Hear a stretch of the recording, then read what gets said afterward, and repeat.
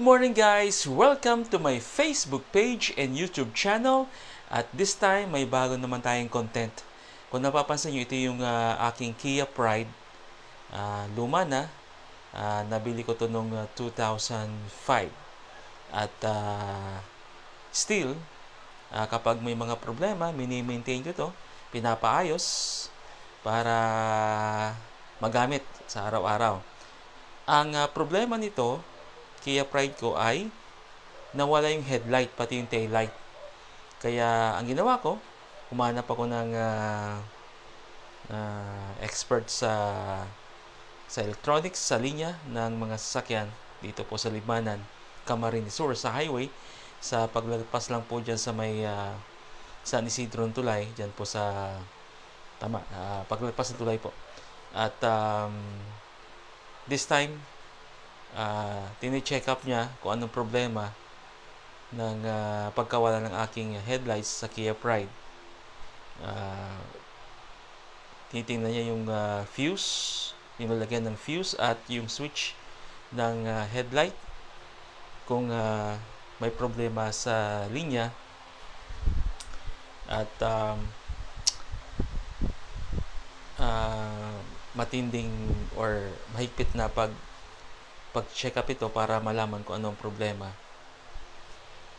ng aking headlight at taillight. Ayan. Kasi kuminsan nawawala, kuminsan mayroon yung headlight. At ito po yung fuse. Lalagyan ng mga fuse. Lahat po yan, pigtitest kung okay ba yung mga fuse at yung lalagyan ng fuse ay gumagana. Yan. Mamaya po, tatanggalin yan. Tatanggalin po yung lalagyan ng mga fuse at lalagyan at yung switch mismo ng headlight. I-check up po yan ng expert sa linya ng kuryente or circuit dito sa sasakyan. At itong Kia Pride ko, since 2005, mini-maintain ko talaga because may values po itong Kia Pride ko. May remembrance, ika nga, or may sentimental value sa akin. Bakit?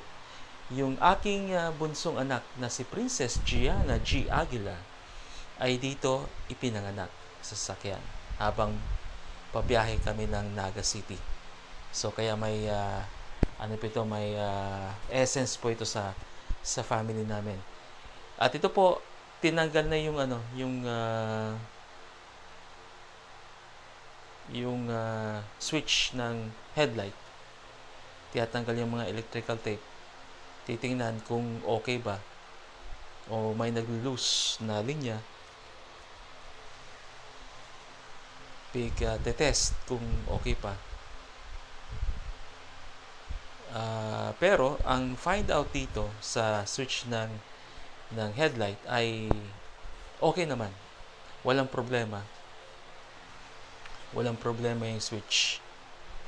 At later on, ang tatanggalin naman dyan sa part na yan, yung lalagyan ng mga fuse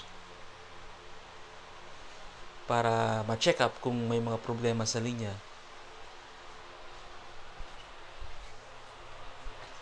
Yan po, nagpapatuloy siya sa paggawa ng pag-check up ng mga lines. Okay, balik tayo mamaya. Sabi ko kanina, itong Kia Pride ko may sentimental value sa amin kasi dito pinanganak yung aking bunso na si Princess Gianna G. Aguila noong 2010. Yan, habang nagbibiyahe kami from Libmanan to Naga, hindi na napigilan ni Mrs. na manganak doon sa likod ng sakyan, sa upuan. Doon pa lang sa Mabolo Bridge ay lumabas na yung bata. At no choice kami kasi traffic sa Panganiban, sa Naga City. Hindi kami makapunta tulos kaagad doon sa BMC, sa Bicol Medical Center. No choice, dito kami pumunta sa Plaza Medica dito po sa garahe sa parking ng Plaza Medica. Doon po ako pumarada at tinawag ko yung doctor tungkol dito sa pagpanganak ng aking asawa. At maayos naman yung panganak. Pinutol lang ng pusod ng doktor doon sa sasakyan yung pusod ng bata at sa kanila doon sa taas. At maayos naman yung baby. Actually, nung lumabas yung baby sa sakyan, walang imik yung baby. Hindi umiyak. At ako pa nga ang unang humawak ng baby at sabi ko, baby, iyak na. Saka siya umiyak. Ayan. Napakabait ng bata. Napakabait ng baby na nung lumabas dito sa sakyan. At kaya, imbis po na ipagbenta namin itong sasakyan, hindi po namin magawang ibenta kasi meron po itong sentimental value sa amin, sa family namin. At napapakinabangan din namin itong sasakyan kasi every time na umuulan, nagagamit namin to. Pero kung hindi naman umuulan, may service naman kaming motor, may service na e-bike, yun ang ginagamit namin. At mayroon din akong maliit na sari-sari store. Itong kotse na to ay ginagamit ko sa pamimili ng mga paninda sa sentro. So, ganyan po kahalaga yung itong sasakyan na to. Kaya, every time na may mga problema, no choice po akong dapat ipaayos ito kasi may sentimental value po ito sa amin. So, Kia Pride model 2013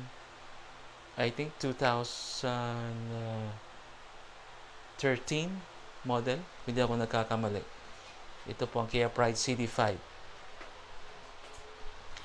At dito mismo, sa pagpapatuloy ng pag-aayos dito, ay na-found out na may problema pala doon sa linya ng mga fuse. Mayroong isang linya na sinasabing grounded. Grounded na yun ang dahilan kung bakit walang ilaw yung headlight, walang ilaw yung taillight. Yan po yung kumikislap na yan, may kumikislap. Ang sabi niya, grounded. So, ang ginawa niya, iniba niya yung location ng linya papuntang fuse for the headlight. So, meron siyang ikinabit doon sa fuse holder na kulay yellow ganyan or black. May may dalawang klaseng fuse holder, may black, may yellow. Doon niya ikinabit para hindi apektado yung headlight. Pati yung fan po kuminsan ng makina ay hindi umaandar because naglulus po yung fuse para sa fan. At ang sabi niya, dito po sa makina, mayroon ng inabandon na linya na kung saan yun ang grounded. At sa tagal nito sa akin na to, it is expected na lahat ng mga linya ng mga circuit dito ay malulutong na. Kaya kailangan magpanibago ng wire o ilan sa mga wire para dun sa mga linya ng circuit o kuryente dito sa makina. Kailangan palitan na para umayos ulit ang takbo ng sasakyan. Yan po ang suggestion niya. Mamaya, malalaman natin kung iilaw ba yung headlight sa pag-ayos niya. Yan po. Tine-check niya yung fan ng makina. Tapos, meron siyang nakita dyan na wire na putol na. Nilagyan ng electrical tape kasi ang sabi niya, yun daw yung wire na inabandon na ang ibig sabihin hindi na siya nagpa-function. Ayan, pag-test niya yan. Tinatanggal niya siguro yung tornilyo o wire. Mayroon siya tinanggal na wire. Parang yan yung wire na sabi niya na grounded.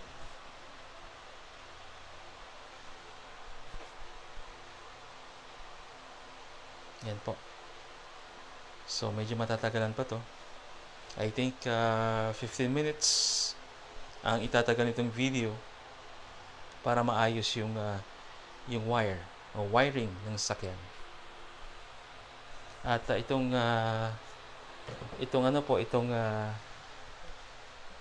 expert sa linya ng circuit sa sasakyan ay hindi naman siya sumisingil ng mataas sa bayad. Tama lang. Pero napakahusay nito in terms sa mga circuit ng sasakyan. Kaya every time may sira po ang circuit ng sasakyan ko, dito ako lumalapit sa kanya. Ayan. Hindi ko lang nakuha yung pangalan nito. Hindi ko lang nakuha yung complete name nito. Pero siya po ay isang Muslim. Converted sa Muslim kasi napakasama niya Muslim. Pero napakabait nitong taong to. So, below the earth ng kababaan nito. So, yan po. Sa patuloy ang pag-aayos at yung fuse para sa fan, yun palang grounded. Kaya, ginawa niya, inayos yung lalagyan ng fuse para sa fan ng sasakyan at nilagyan ng electrical tape at ibabalik doon sa dati. Yan po. At yearly, syempre, kailangan natin magparehistro ng sasakyan. So, every year, I think March ang expiration ng registration itong Kia Pride. Pinagtsatsagaan ko kasi imbis na bumili ng bagong sasakyan o kumuha ng hulugan ng bagong sasakyan, parang ganun din, di ba? Halimbawa, kukuha ka ng hulugan ng bagong sasakyan. Yung maliit lang, maski sedan. So, ang pinakamababa na monthly installment ay pagpalagay na 9,000 o 8,000 to 10,000. Diba?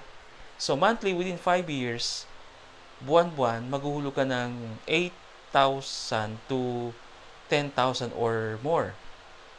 So, parang nag-maintain ka rin ng sasakyan within 5 years. Dito, sa lumang sasakyan, hindi ka naman gagastos monthly ng 8,000 sa maintenance. Kung may mga problema, di ba? Hindi ka gagastos ng 8,000 or more sa maintenance. Ang pinakamalaki lang dito na gagastusin mo ay yung sa registration. Yan, pag-check na po kung iilaw siya. Yan, may napapansin po tayo na medyo naninilaw doon sa headlight. Tingnan natin kung iilaw. Ay, umilaw na po. Na may yellow na po yung headlight. At na-check niya na kung anong problema. We have high. Yan, high. And we have low. Yan. Yan po. Nag-off na siya. So, okay na po. Na find out niya na yung problema ng headlight at taillight ng sasakyan. Kasi once na binuksan mo yung switch ng headlight, kasama na yung taillight po. Mag-on po siya. Yan. Nakailaw na po siya. Iilaw. We have high. We have yung isang klase. Low. Yan. High and low. Okay na po. Na-check niya na yung problema at ayos. Ayos mga guys. Naayos na yung sasakyan. Naman. So, paggabi, pwede nang gamitin kasi may ilaw na. So, bala ko pong i-improve itong sasakyan na to. Lagyan ng maraming accessories na makakatulong sa kanya. Para medyo gumanda naman ang dating. Mas luma na. Ayan.